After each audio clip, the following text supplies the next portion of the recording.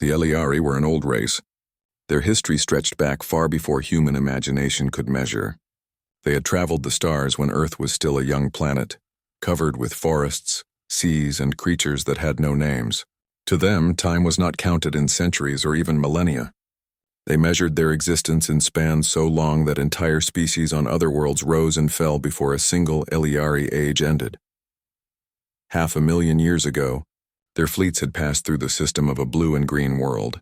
They saw the early humans then, small, weak, and struggling to survive in caves wielding stones and sticks.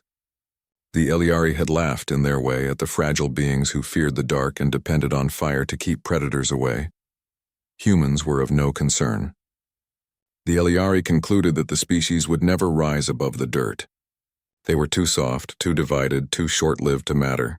The Eliari marked Earth as a low-value world, one to return to only if they needed resources. They left probes hidden beneath the soil in the oceans and even in orbit, silent watchers that would record the slow decline of humanity into extinction. The Eliari departed with certainty. Earth was a minor footnote in the story of the stars. Now, after 500,000 years, the Eliari fleet returned. The fleet was vast, sleek vessels of black alloy that reflected no light. They drifted into the solar system like shadows, moving with precision. For the Eliari, this was no invasion. It was a harvest. They expected ruins, deserts, and the skeletons of creatures that had long since vanished. From the command ship, the High Observer Lareth gazed at the blue orb through the viewing screens. "Earth," he said in his calm, echoing voice. 500,000 years have passed, yet still it shines. His council of advisors stood behind him, tall and elegant figures with luminous eyes. They nodded politely. In their minds, Earth was already theirs to strip of water, minerals, and biological samples. But then the first signs of change reached them. The ancient probes that had been buried in the soil no longer answered. The devices in orbit were gone. The recordings they expected, millions of years of silent observation, were absent. Instead, their sensors picked up something impossible. Signals. Not the slow natural rhythms of a dying world, but sharp pulses of radio waves, laser transmissions, and encrypted data streams that stretched across the planet and into space. The Eliari technicians ran their scans again, certain there was a mistake. But the results were the same. Earth was alive. Not just alive with forests and oceans, but alive with industry, technology, and power. The High Observer frowned, his calm nature shaken. "This is not possible," the advisors whispered among themselves. One suggested that another alien species must have settled Earth after humanity perished. Another proposed that the probes had been destroyed by natural disaster. But as the fleet drifted closer, their long-range eyes saw more detail. Satellites circled the planet in carefully ordered paths. Metallic stations floated above the surface, reflecting sunlight. Lines of energy pulsed between them, creating a web of communication. And there on the moon, strange shapes stood, towers, domes, and structures that could only be cities. Lareth's voice grew heavy. "The humans," he paused as if the word itself was difficult to say. "They live still. It was unthinkable. A species that had no future, no strength, no path beyond the caves had endured. Not only endured, but thrived." The Eliari fleet slowed, keeping hidden in the shadow of the outer planets. Their sensors reached farther. They discovered trails of ships moving between Earth and Mars, vast machines digging into asteroids, and outposts clinging to the cold rocks of space. Humanity had not stayed on its homeworld. Humanity had spread. For the first time in many ages, the Eliari felt something rare. It was not wonder. It was not curiosity. It was fear. On Earth, no one knew that ancient eyes were watching. Cities on the continents pulsed with light, traffic, and voices. Humans carried on their lives, unaware that far above, in the black sea of the void, the return of the observers had begun. The Eliari Council gathered in the great chamber of the flagship. The walls glowed with living metal, displaying images of Earth, its satellites, and the colonies beyond. Advisor Shilan spoke first, his tone sharp. "We left this world to die. The humans were nothing. How can they stand now with steel and fire?" Another advisor, Vareth, lifted her pale hand. "Perhaps another race lifted them. Perhaps this is not their work." But Lareth shook his head. "No, look closer. Their machines are crude compared to ours.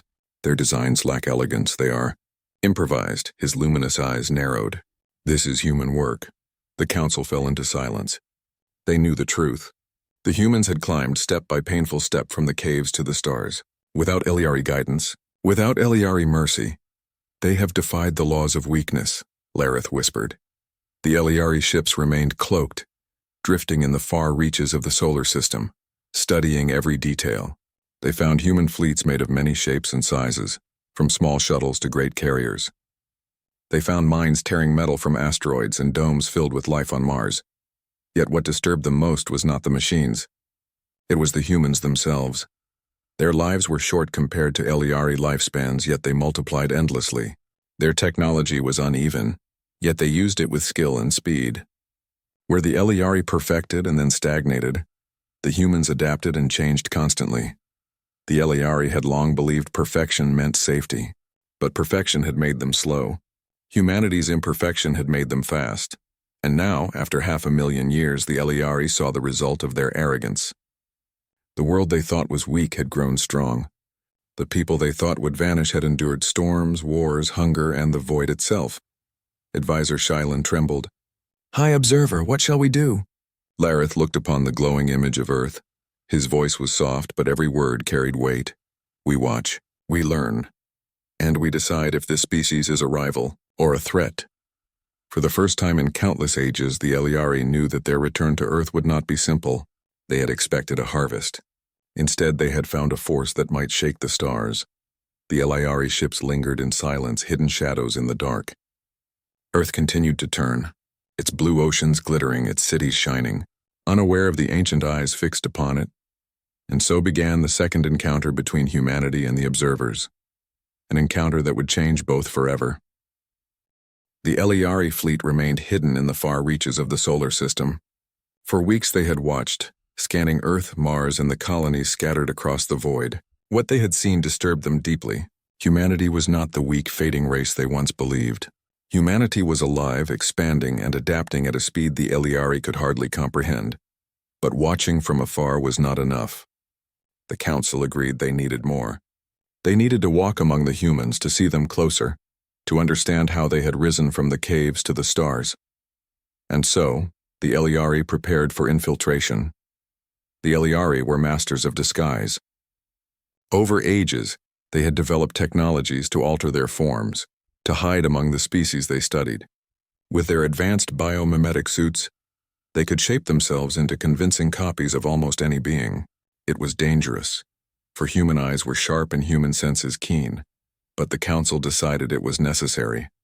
Small infiltration craft broke away from the fleet, invisible to human sensors. They carried Eliari agents, each cloaked in false human skin, each carrying hidden recorders. These agents were tasked to live among the humans, to listen, to learn, and to return with knowledge. The first agent arrived on Earth. His ship landed silently in the dark forests of Canada. From there, he walked into human society, his disguise flawless. To all who saw him, he was simply another man, tall, quiet, with curious eyes. He took a false name and began to move through the cities. What he found astonished him. Humanity was restless. In the streets, millions of people moved with purpose. Towers of steel reached into the sky. Screens glowed with endless streams of information. Everywhere there was motion, noise, and change. The Eliari agent expected fear or disorder, but what he found was resilience. Even in crowded streets, even in storms or failures, humans pressed forward. They did not surrender to chaos. They shaped it into opportunity. He watched children learning with machines, their eyes full of wonder. He saw scientists working late into the night, inventing new tools, building engines, curing sickness. He heard music in the air, songs filled with hope, pain, and dreams. The agent sent messages back to the council. They are unlike us. They do not rest. They do not stop. Even in difficulty, they find new strength. Meanwhile, another agent walked the domes of Mars. She moved through the corridors disguised as a worker, listening to the voices of colonists. The air was thin, the work was hard, but the humans laughed, argued, and carried on. They spoke of the future as if it belonged to them. The agents studied their machines. They were rough compared to Eliari designs, uneven, sometimes inefficient, but every tool had purpose. Every system was made to solve problems quickly. When something broke, it was fixed within hours. When danger came, humans gathered together, adapting faster than the agent thought possible. She sent her report. Their weakness is their power. They are fragile, but they build shields. They are short-lived, but they plan for generations. Each problem they meet becomes fuel for new invention. Other agents moved through human stations around Jupiter and the asteroid belt. They saw miners carving metal from stone, engineers building stations that circled the gas giant, and families living in small but determined communities. One agent watched as a mining ship suffered a terrible accident. A reactor failed, fire tore through its hull, and alarms rang. The Iliari thought the humans would scatter in panic, but instead they rushed together. Other ships came to help. Miners risked their lives to pull strangers from the flames. The agent whispered in his report, "They face death not with surrender, but with courage. Where one falls, others rise. They are bound by something we cannot measure." The council listened to these reports with unease. The more they learned, the more dangerous humanity seemed. But it was not only resilience that worried the Iliari. It was discovery. In the ruins of forgotten moons and shattered comets, humans had found fragments of ancient civilizations. Broken machines, alien alloys, strange signals frozen in ice. Most of these ruins were the remnants of species long gone, victims of war, collapse, or silence. Instead of fearing them, the humans had studied them. Slowly, piece by piece, they had taken alien technology and made it their own. Their ships carried engines inspired by ruins. Their weapons had traces of designs not born of Earth. Humanity was not only climbing by itself, it was learning from the ghosts of others. When the council heard this, they fell into long silence. Lareth, the High Observer, finally spoke. "This is what we feared. They do not only create, they consume the knowledge of the fallen. They grow from their own strength and from the ashes of others. This is why they rise so quickly." Vareth lowered her head. "If they have learned from the dead, what will they learn from us should they ever find us?" No one answered. On Earth, one Iliari agent found himself caught in a moment that shook him deeply. He had taken the form of a teacher, moving quietly through a human school. One day he watched as students learned about the stars. They studied distant suns, black holes, and galaxies beyond. Their teacher spoke of journeys not yet taken, of ships that might one day fly faster than light, of worlds that could be reached by human hands. The children's eyes shone with excitement. They believed with all their hearts that the future belonged to them. The Iliari agent felt something strange stir inside him. For a moment he wondered if perhaps they were right. The longer the infiltration continued, the more uneasy the agents became. Humanity was not blind. Though humans did not yet know of the Iliari, they were alert, always scanning the skies. Rumors spread of strange shadows on sensors, of signals that appeared and vanished. Some humans even believed they were being watched. One agent reported with urgency, "Their technology is not yet enough to see us. But it grows. If we remain too long, they may find us." The council debated again. Shylin pressed for action. "We must end this before it is too late. Destroy them now before they discover us." Vareth shook her head. "And what then? We destroy one world and they rise on another. We destroy one colony and they build two more. They are like fire. You cannot end fire with strikes alone." Lareth raised his hand. His voice was calm but firm. "We will not act in haste. Humanity is not prey. They are something new. We must understand before we decide." The council reluctantly agreed, but in their eyes fear remained. As the infiltration continued, one last report arrived from the agent on Mars. He had spoken to a group of colonists late at night, when the stars shone bright above the dome. The colonists spoke of the future not with doubt, but with certainty. "Someday," one said, "we'll go beyond this system. We'll reach the next star and the next until no darkness can hold us back." The Iliari agent listened in silence. He knew then what the council already feared. Humanity was not waiting for permission. Humanity was already preparing to leave the solar system, and if they succeeded, no barrier in the galaxy would stop them. The Iliari agents returned to their hidden ships, their disguises melting away. Their reports were sent back to the council, each filled with the same truth.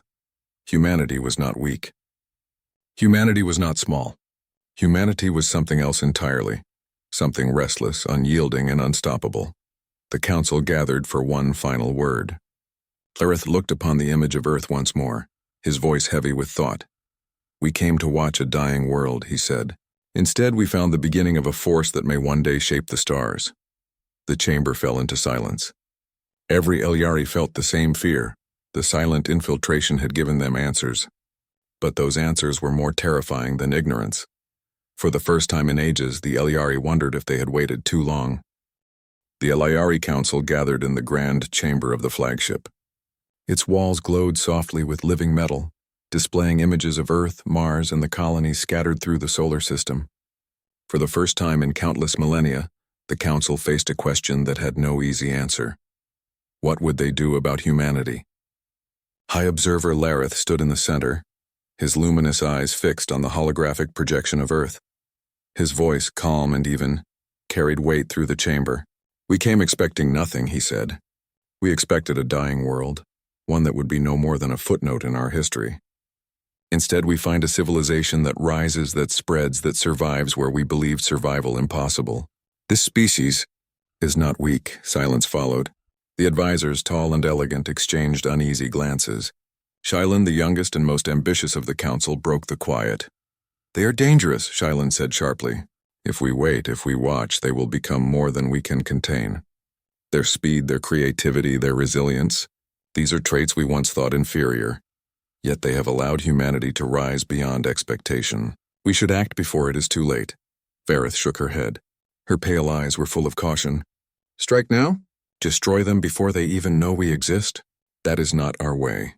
We are observers, not conquerors. We do not act in haste. Humanity has proven one thing. Its survival is not dependent on weakness. If we attack, we may awaken a force we cannot control." Shailen's hands clenched. "And if we do nothing, if we wait, they will spread beyond this system.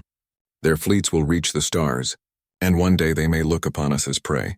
We cannot gamble our survival on patience." Lareth raised his hand, and the council fell silent once more. "You speak of fear," he said, "but fear alone cannot guide us. We must understand them fully before we act.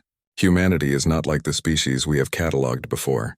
They learn, they adapt, they endure, they are unpredictable. That is why we must watch and prepare."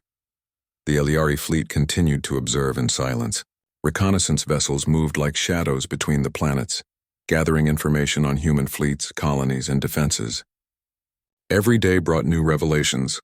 Humanity was not confined to a single world. They were already reaching for the stars. The humans had learned quickly from the ancient alien ruins scattered through the solar system. Technology that should have been lost to time had been repurposed, improved, and expanded. Ships moved faster, weapons grew more precise, and stations in orbit were fortified against hazards that would have destroyed older civilizations. The Elyari agents on the ground sent reports that filled the council with unease. Humans were not only resilient, they were relentless. When disaster struck, they adapted. When danger appeared, they innovated. When threatened, they united. One agent reported from a Martian colony. "They faced radiation storms that would have killed us in hours. They adapted their habitats. They built shields. They survived. And yet they keep moving outward, toward the asteroid belt and beyond. They are like nothing we have ever observed." Lareth's voice was quiet but full of gravity. "They are fire, and fire is dangerous to contain once it spreads." The question became urgent when human fleets began testing new propulsion systems. Small vessels had begun traveling beyond the orbit of Neptune, testing deep space navigation. The Elyari realized that humanity's expansion into the outer solar system would soon be unstoppable. If allowed to continue, humans would spread to neighboring star systems. The council debated for days. Some argued for immediate destruction of human colonies. Others warned that attacking a species with such unpredictability could provoke responses no one could foresee. Finally, the council agreed on a plan that reflected their cautious nature. They would not strike blindly. They would test humanity's strength first, observe its reactions, and learn whether humans were indeed a threat or merely a species moving blindly into the void. And so, the first test began. The Elyari sabotaged a communication satellite orbiting Earth. The disruption was minor, barely noticeable to human eyes, but enough to test their response. Within hours, human engineers had identified the anomaly. traced its origin to a hidden source, and repaired the satellite with speed and precision. The Council observed through long-range sensors, expecting chaos. Instead, they saw coordination. Humans communicated across continents using multiple backup systems. They sent repair drones to the satellite. They built new defenses to prevent future interference. Vareth spoke softly, almost in disbelief. They are learning from us even before they know we exist. Each challenge they face strengthens them further. Shylan's jaw tightened. This is unacceptable. A species that improves itself from threats we create is no longer prey. They are becoming a rival. Lareth's eyes glowed as he studied the fleet movements of humanity. Yes, and they will not stop. Every obstacle we place before them is a lesson. Every challenge makes them stronger. We must consider this carefully before any action. Meanwhile, the humans themselves were unaware of the eyes watching them. On Earth, scientists celebrated the quick repair of the satellite. Engineers on Mars and the asteroid belt marveled at their success. Children learned about communication systems, about problem solving, about the importance of unity and creativity. In a quiet room aboard a Martian colony, a group of engineers and strategists gathered to discuss human expansion. They spoke not with fear, but with determination. "We cannot stop here," one engineer said. "The resources of the solar system are not infinite. We must reach farther. We must build faster. We must explore," another nodded. "If we fail together. But if we succeed, we ensure the survival of everyone who comes after us." Their voices were calm, their faces resolute. The Eliari, observing from the shadows, realized the truth. Humans were not merely adapting. They were preparing for something greater. The Council began to consider the implications. Humanity was no longer just a species. Humanity was a force. They had endured plagues, wars, disasters, and isolation. They had risen from primitive caves to cities, colonies, and fleets in space. And now, with each challenge, they grew stronger. Shylan argued for immediate action. "We should strike. We should remove them before they become unstoppable. We have the advantage. If we wait, it will be too late." Vareth countered, her voice steady. "Strike now and we risk everything. A species that has survived this long has learned resilience. They may respond in ways we cannot predict. Every attack could strengthen them further." Lareth's gaze turned toward the glowing image of Earth. Perhaps neither action nor inaction is simple. Perhaps the real test is to understand their spirit. Humans are unlike anything we have faced. They endure not because of strength alone, but because of determination, creativity, and unity.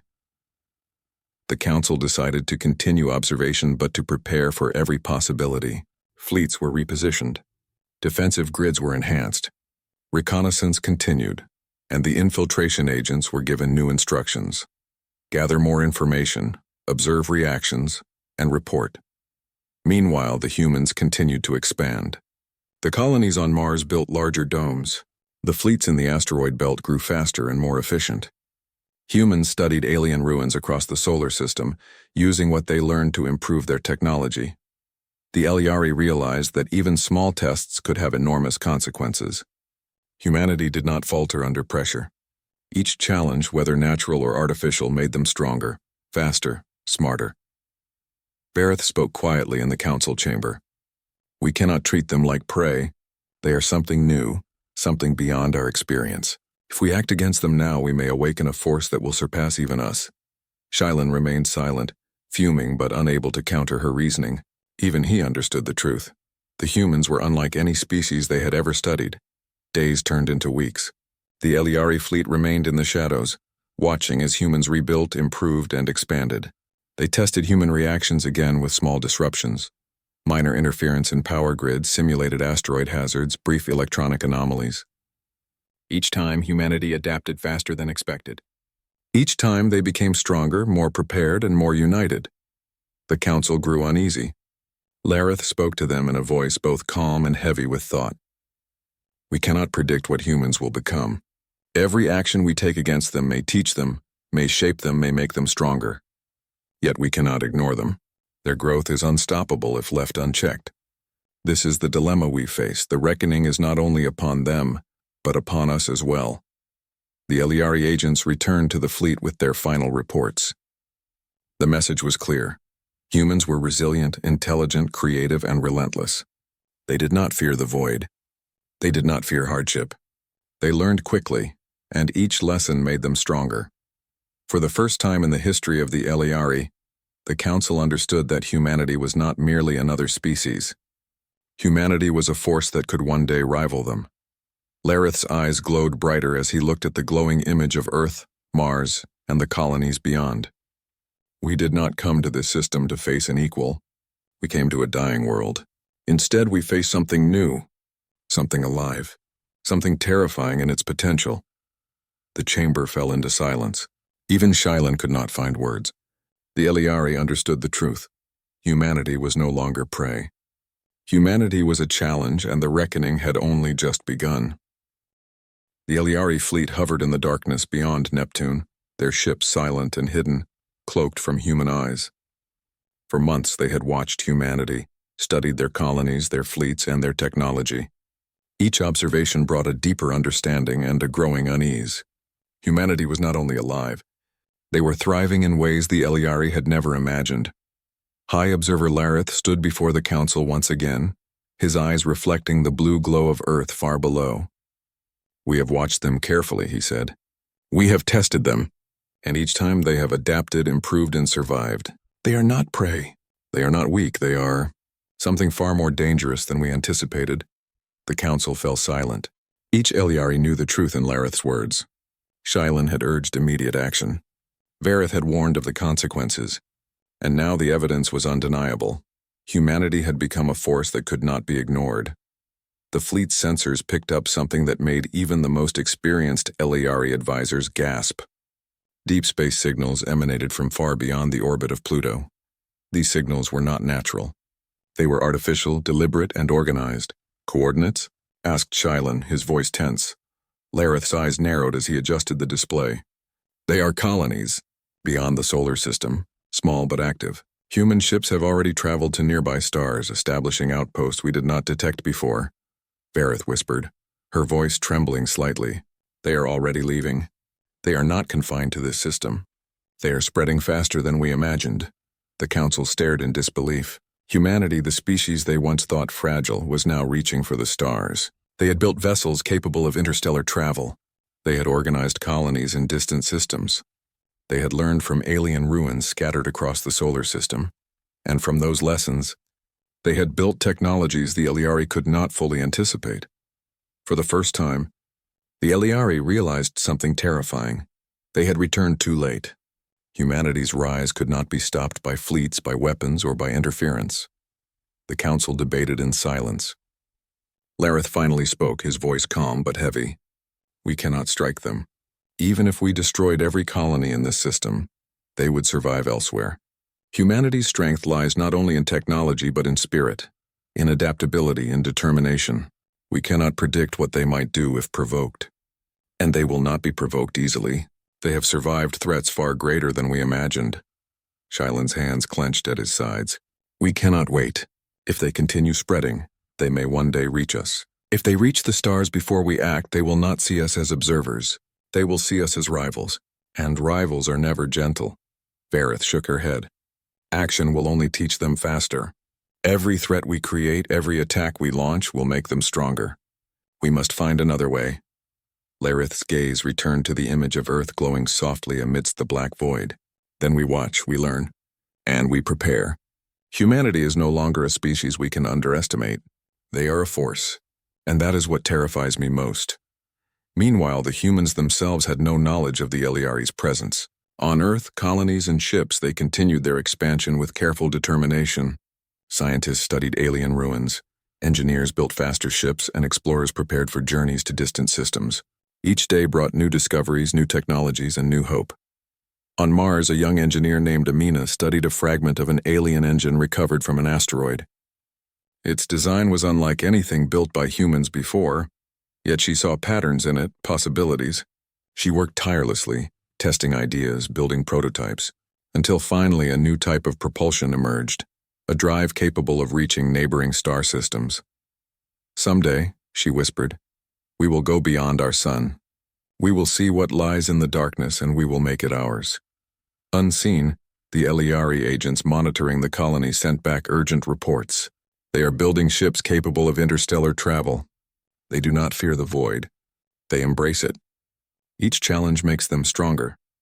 The Eliari fleet focused their long-range sensors on the signals from deep space. They traced transmissions to small colonies orbiting distant stars. Human outposts had been established in systems the Eliari had never expected them to reach so quickly. They were tiny, vulnerable, but thriving. Lareth's voice broke the Council's silence. They are already beyond us, and soon they will be everywhere. They are not confined to one planet, one system, or even one generation. They will endure. They will multiply. They will conquer the void not with force alone, but with ingenuity, courage, and determination. Vareth spoke quietly, almost to herself. We believed we were the apex. We believed we were the masters of survival. And yet, they have surpassed us, in ways we could never imagine. Shylin's face was pale, his usual confidence gone. Then what do? If they are beyond stopping, do we retreat? Do we hide? Lareth's eyes glowed as he answered. We prepare. We observe. We do not confront them yet. Humanity is a species that thrives on challenge. If we attack now, we awaken a force we cannot control. We wait, we learn, and we adapt. The future belongs to them, but the present belongs to us if we are wise enough to survive it. The Eliari fleet maintained its shadowed positions. Agents continued to infiltrate human colonies, gathering knowledge, observing reactions, and reporting everything back. They saw human courage in action, engineers racing against time to prevent accidents, explorers charting unknown territories, families working together in isolated habitats. The humans were resourceful, creative, and unyielding. They had faced extinction on multiple occasions, plagues, wars, harsh environments, and each time they had survived. Now faced with the unknown of deep space, they were not fearful. They were eager, ready to embrace challenges and to turn them into opportunity. One Eliari agent reported from a distant colony, her voice filled with awe. They face darkness not as something to fear, but as something to explore. They are building vessels to reach stars we never imagined they could touch, and yet they do so with hope, not arrogance. Their spirit, it is unlike anything we have seen. Lareth's eyes glowed as he reflected on the reports. We underestimated them once. We expected a dying species, and instead we find one that will endure longer than most of the civilizations we have catalogued. They will spread through the galaxy, and when they do, they will leave marks that none can erase. Shylin finally spoke, his voice trembling. We were wrong. We cannot strike. We cannot predict them. We cannot contain them. They are unstoppable. Vareth nodded slowly. Not because of strength alone, but because of will. Because of determination. Because they survive where others fail. Lareth turned to the council, his voice calm yet heavy with meaning. We returned to Earth expecting to find nothing. We returned expecting ease and certainty. Instead, we found life that defies prediction, that thrives in chaos, that grows stronger with each trial. Humanity is not only alive, humanity is inevitable. The council fell into silence. Even Shylin, once so eager to strike, could not deny the truth. Humanity had already crossed the boundaries the Eliari thought would limit them. Humanity had already conquered the stars in their own way, through courage, creativity, and the unyielding drive to survive. And so the Eliari made their final, unspoken decision. They would not conquer humanity. They would not strike. They would observe. They would learn. They would prepare, for one day the humans might meet them openly. But they understood this terrifying truth. They were no longer masters of the galaxy. Humanity, the species they once deemed fragile and unimportant, had surpassed every expectation. Humanity would endure. Humanity would thrive. Humanity would spread unstoppable through the stars. The High Observer. Lareth gazed one last time at Earth, glowing blue in the darkness of space. We came to conquer a weak world, he whispered. We return to witness a force we cannot stop. And the most terrifying thing is, we know it will not end here. Above the solar system, humanity continued to turn their eyes toward the stars. Ships launched, colonies grew, and explorers prepared to journey into the unknown. They did not know of the Eliari, but they did not need to. Their strength was not in knowledge of us or any enemy. It was in themselves. And in that strength, the Eliari recognized something undeniable. Humanity had become a force not because of power, but because of heart. Not because of weapons, but because of courage. Not because of perfection, but because of perseverance. And that, more than any fleet, any technology, or any plan, was the most terrifying discovery of all.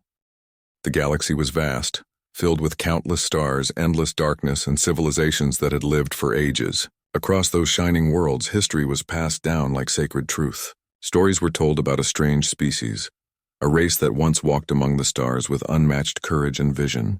They were called humans, but to most, humanity was nothing more than a legend. Ancient records described them as reckless, bold, and full of ideas that defied logic. It was said they built wonders out of nothing, tamed worlds no one dared to touch, and explored the dangerous edges of the galaxy. Yet they disappeared suddenly, leaving behind only ruins, whispers, and unanswered questions. Over 50,000 years passed. Civilizations rose and fell. Empires were built, wars were fought, peace was declared, and new rulers came to power. Among them, the most powerful was the Council of Eternal Stars, a coalition of alien species who declared themselves guardians of order. The Council told the galaxy that humans had destroyed themselves. They said mankind was too wild, too unstable, and too dangerous to survive. They burned their own future, the Council would say. We are the true protectors now. Their words spread across the stars, repeated until no one doubted them. And so, for thousands of generations, the galaxy believed humans were gone forever. But myths have a strange power.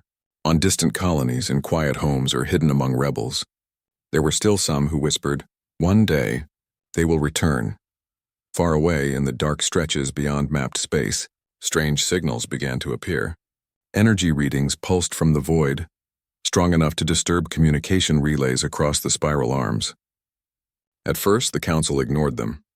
They thought it was only natural phenomena, maybe collapsing stars or wandering black holes. But then entire fleets of observation drones vanished. Entire systems stopped reporting. The Council grew uneasy. Something was moving in the void. One day the silence broke. From the edge of known space, massive objects entered real space. They were ships, gigantic, ancient in design, but more advanced than anything the galaxy had seen in thousands of years. Their hulls shimmered with strange metal, bending light itself. Their engines pulsed like living hearts, and their weapons glowed with contained fury. On every ship, painted in sharp white against black steel, was the mark of a handprint. 5 fingers stretched out as if reaching for the stars. The galaxy gasped in disbelief. Humanity had returned. News traveled fast. Across the stars, alien leaders gathered in secret chambers. The Council of Eternal Stars met in their grand hall, a ring-shaped structure orbiting a blue giant. Holograms of their leaders flickered across the chamber. "The myths are real," hissed one of the serpent-like Eldari. "Humanity lives." "They should not," replied a towering creature of crystal, voice deep like grinding stone. "They were supposed to be gone."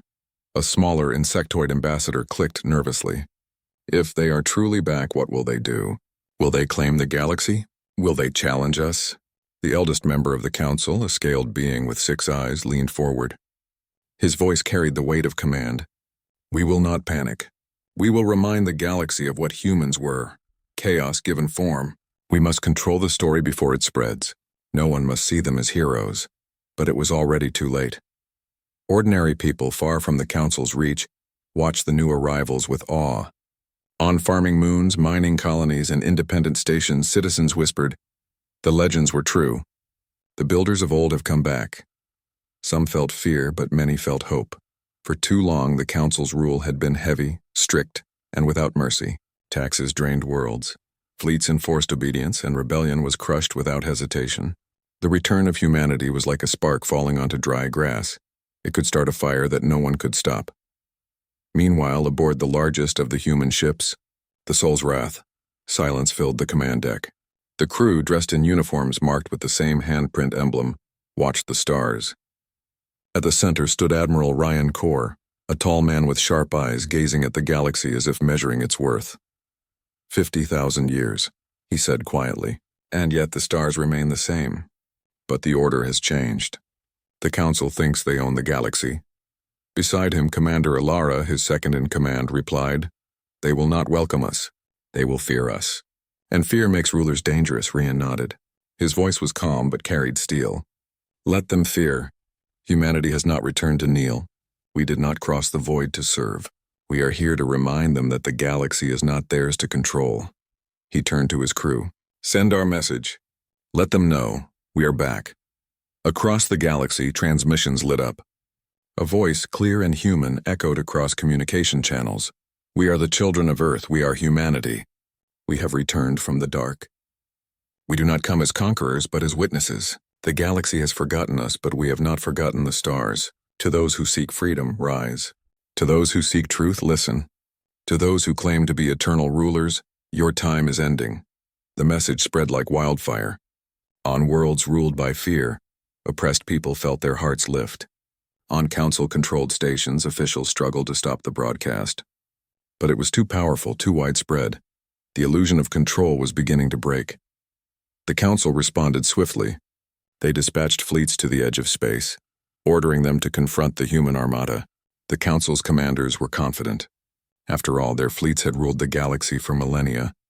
No one had stood against them in thousands of years. But when their ships reached the dark frontier, what they saw froze them in silence.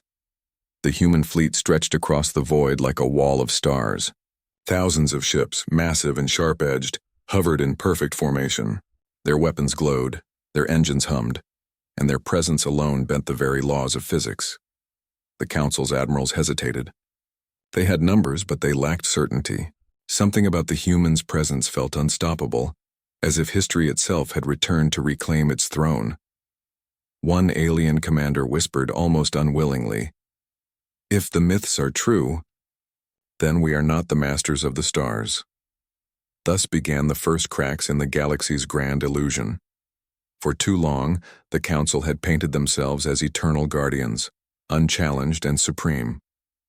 But humanity's return proved the truth. They were not eternal. They were only keepers of a fragile lie, one that now trembled in the shadow of the returning legends. And across the stars, both rulers and rebels knew one thing. The age of silence was over. Humanity was here.